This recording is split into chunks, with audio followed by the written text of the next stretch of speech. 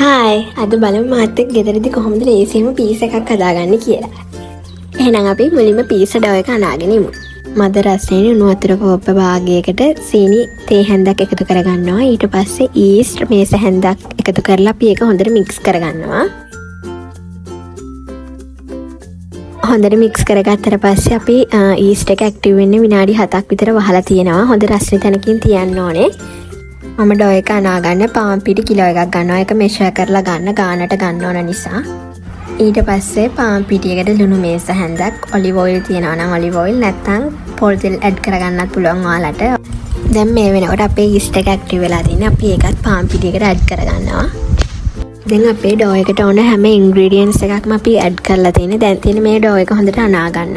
අපි ඇඩ් කරපු ඉන්ග්‍රීඩියන්ට්ස් ටික මුලින්ම පාන් පිටිත් එක්ක හොඳට කලවම් වෙන්න ඕන නිසා අපි මුලින්ම වතුර නොදා අතින් හොඳට කලවම් කරගන්නවා. ඊට පස්සේ විනාඩි 3ක් විතර අතින් මික්ස් කළාට පස්සේ තමයි අපි වතුර ඇඩ් කරන්නේ. ඩෝ එක අතේ ගෑවෙන්නේ නැති ගානට දැන් ඩෝ එක අනාගෙන තියෙන්නේ මම.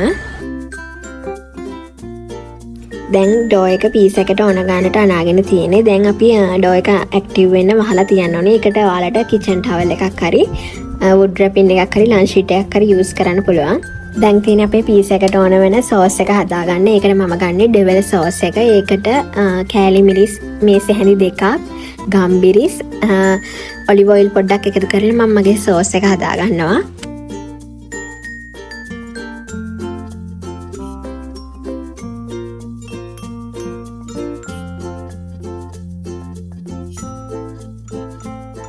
ඊට පස්සේ පීස් එකට මාළු මිරිස්, තක්කලි, ලූණු, සුදු ලූණු ෂේප්ස් වලට කපා ගන්නවා. ඒක ඔයාලට කැමති ෂේප් එකකට කපා ගන්න පුළුවන්.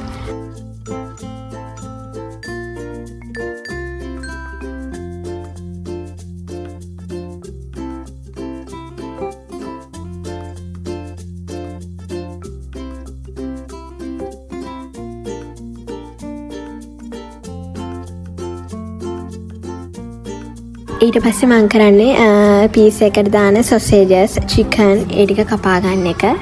චිකන් ටික මම තඹ ගන්නවා. තඹගෙන ඒක කෑලි වලට ඉරාගත්තා. දැන් මේ වෙනකොට මගේ ඩෝ එක ඇක්ටිව් වෙලා තියෙන්නේ. හොඳට පිම්බිලා තියෙන්නේ. ඔන්න බලන්න.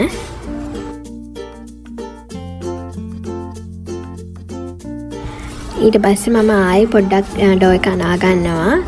ඊට පස්සේ ආයෙමත් එක වහලා තියලා ඉතුරු වැඩ ටික අපි කරගමු. හරි දැන් තියෙන අපිට පීස් එකේ රොටි එක හදාගන්න.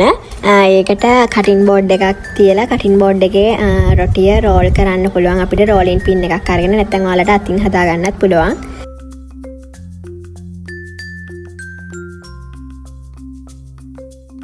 ඔයාලා ළඟ රෝලින් පින් එකක්වත් කටින් බෝඩ් එකක්වත් නැත්නම් ඔයාලට ඔහම බෝතලයක මූඩියක් අරගෙන රොටිය තියලා කපලා ගන්නත් පුළුවන්.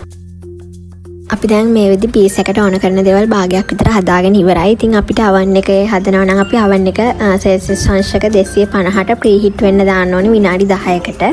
ඔයාලා ගෑස් ලිපේ හදනවා නම් ඒ වෙලට ඔන් කරලා හදාගත්තාම හරි. අපි ඩෝ එක හදාගන්න ප්ලේට් එකේ බටර් ගා ගන්නවා. ඊට පස්සේ ඩෝ එක තියලා ඩෝ එක හොඳට ෆ්ලැට් කරගන්නවා. ඊට පස්සේ රොටිය උඩිනුත් අපි බටර් ටිකක් ගා ගන්නවා. අපි හදාගත්ත රොටියේ ෆෝක් එකක් අරගෙන ওই විදිහට තනින් තන හීල් කරගන්න ඕන. ඊට පස්සේ අපි හදාගත්ත සෝස් එක ඇඩ් කරනවා. ඒක හොඳට හැන්දක් අරගෙන ඩෝ එක වටේටම ඇඩ් කරගන්න ඕනේ.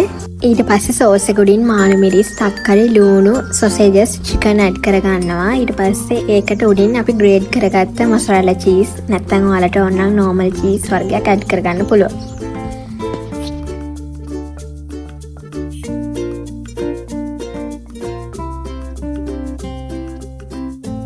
දැන් oven එක විනාඩි 10කට ප්‍රී හීට් වෙලා තියෙන්නේ. දැන් අපි හදාගත්ත පීස් එක oven එකට දාලා සැරින් සැරේ බලන්න ඕනේ අපේ පීස් එකේ වටේ කරවනවද මැද්ද හොඳට බ්‍රේක් වෙලාද තියෙන්නේ කියලා. ඉතින් ඔය තියෙන මම හදාගත්ත පීස් ටික ලස්සනට ඇවිල්ලා තියෙනවා නම් කමෙන්ට් එකක් දාගෙන යන්න. Thanks for watching guys. See you next video. Thank you.